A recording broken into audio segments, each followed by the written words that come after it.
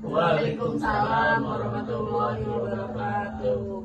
Sebelumnya saya ucapkan terima kasih kepada Bapak dan Ibu yang sudah berkenan hadir pada penyuluhan hari ini. Perkenalkan, nama saya Auliatri Ayuni Tias, mahasiswa Agribisnis Fakultas Pertanian dari Universitas Sultan Ageng Tirtayasa. Di sini saya akan menyampaikan materi penyuluhan tentang pengendalian hama secara organik. Penyuluhan ini dapat menjelaskan tentang cara mengendalikan hama tanpa bahan kimia seperti penggunaan predator alami, teknik perangkap, dan rotasi tanaman.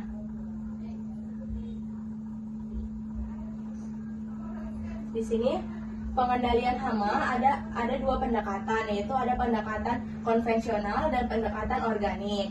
Pengendalian hama dan penyakit dalam bercocok tanam adalah komponen kunci dalam menjaga produktivitas dan kualitas hasil pertanian. Pendekatan organik dapat bertujuan untuk mencapai pertanian yang berkelanjutan dan ramah lingkungan dengan mengutamakan penggunaan bahan-bahan alami atau non-sintesis dalam pengendalian hama dan penyakit. Metode organik juga lebih menekankan pada penggunaan pestisida alami atau organik, atau bahkan menghindari pestisida sama sekali. Metode organik juga sering kali mempromosikan keberlanjutan keberagaman hayati sebagai bagian dari pengendalian hama. Ini dapat melibatkan pemeliharaan dan peningkatan populasi predator alami yang dapat membantu mengendalikan populasi hama. Di sini ada beberapa teknik pengendalian hama secara organik. Beberapa teknik utama yang dapat digunakan dalam pengendalian hama dan bagaimana masing-masing teknik tersebut dapat berkontribusi pada kesehatan tanaman dan keanekaragaman hayati.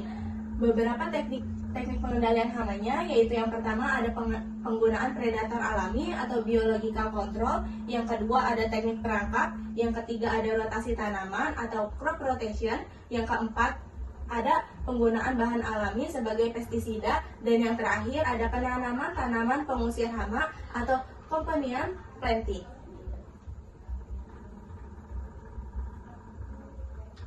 Yang pertama yaitu ada penggunaan predator alami atau biological control. Yang dimaksud di sini dapat memanfaatkan organisme yang secara alami memangsa dan mengendalikan populasi hama.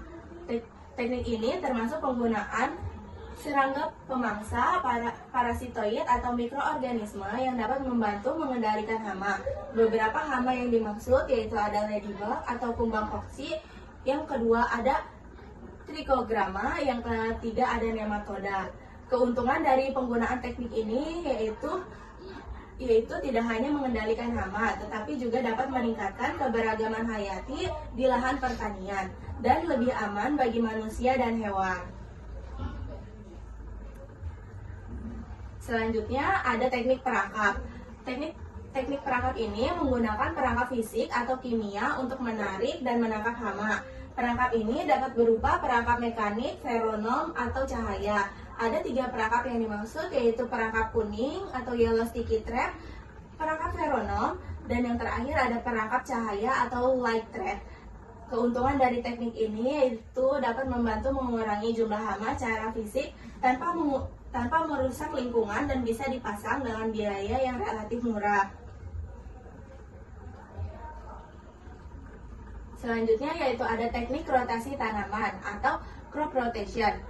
Crop rotation adalah praktik mengganti jenis tanaman yang ditanam di suatu area setiap musim tanam. Teknik ini dapat menghindari konsentrasi hama yang secara spesifik pada satu jenis tanaman.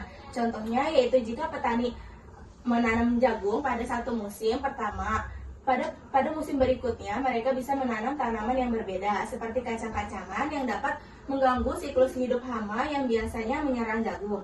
Keuntungan pada teknik rotasi tanaman yaitu dapat mengurangi akumulasi hama tertentu yang bisa juga menyerang tanaman yang sama secara terus-menerus pada tiap musim tanam serta meningkatkan kesuburan tanah.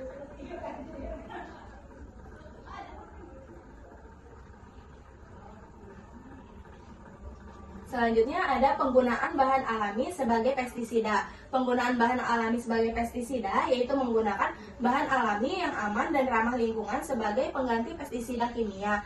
Ada beberapa contoh pestisida alami yaitu pestisida dari daun naem atau Azadirachta indica. Yang kedua ada pestisida dari bawang putih atau cabai. Yang ketiga ada larutan sabun cair. Keuntungan dari teknik ini yaitu penggunaan bahan alami lebih aman bagi kesehatan manusia, hewan, dan lingkungan dibandingkan dengan pestisida kimia.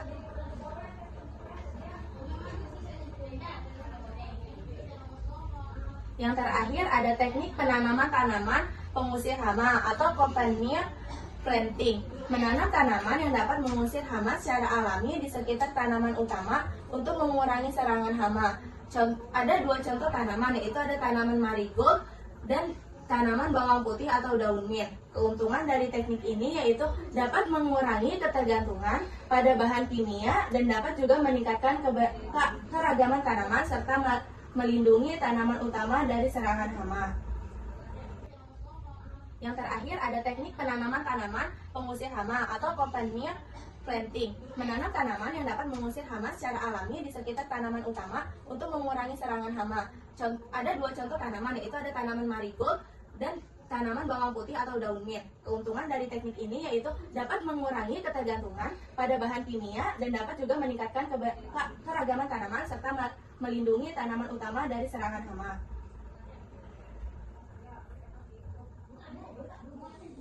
Di sini ada beberapa keuntungan pengendalian hama secara organik. Yang pertama yaitu ada ramah lingkungan. Ramah lingkungan yang dimaksud yaitu teknik pengendalian hama organik lebih ramah lingkungan karena tidak mencemari tanah, air, atau udara dengan bahan kimia yang berbahaya. Yang kedua yaitu keamanan bagi konsumen. Hasil pertanian yang dihasilkan dari teknik pengendalian hama secara organik dapat lebih aman untuk dikonsumsi masyarakat karena bebas dari residu pestisida kimia. Yang ketiga ada keberagaman hayati. Keberagaman hayati yaitu menggunakan predator alami dan rotasi tanaman dapat meningkatkan keberagaman hayati di dalam ekosistem pertanian yang bermanfaat untuk kesehatan tanah dan keseimbangan alam. Yang terakhir yaitu dapat mengurangi ketergantungan pada pestisida kimia. Dengan pengendalian hama organik, petani tidak perlu tergantung pada pestisida kimia yang seringkali mahal dan dapat merusak ekosistem jangka panjang. Baik, karena materi penyuluhan sudah saya sampaikan, apakah Bapak dan Ibu ada pertanyaan?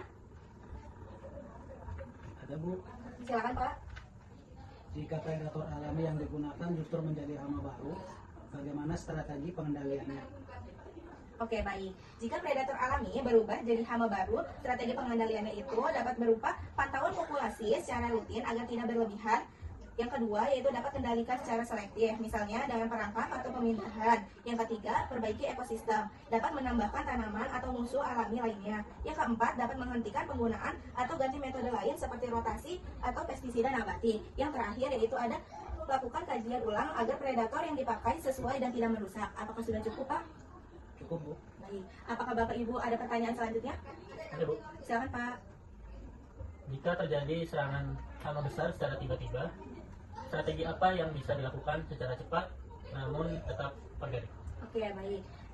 Jika terjadi serangan hama besar secara tiba-tiba, strategi yang dapat digunakan yaitu dapat menggunakan pestisida nabati yang mudah dibuat dengan bahan sekitar, misalnya dari daun sirsak, bawang putih, dan cabai. Yang kedua yaitu dapat memasang perangkap massal seperti perangkap kuning atau perangkap cahaya.